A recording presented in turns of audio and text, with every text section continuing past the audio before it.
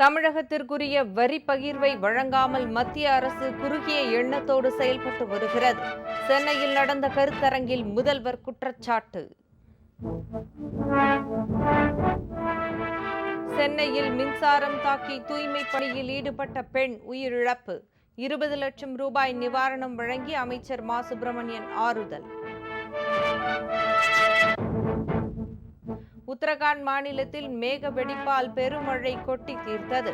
மழை பாதிப்பில் சிக்கிய 5 பேர் பலி. பலர் மாயமானதால் தேடும் பணி தீவிரம். கர்நாடகாவின் தர்மஸ்தலா கோவிலின் புகழை கெடுக்க சதி திட்டம். பொய் புகார் அளித்த நபரை கைது செய்தது காவல்துறை.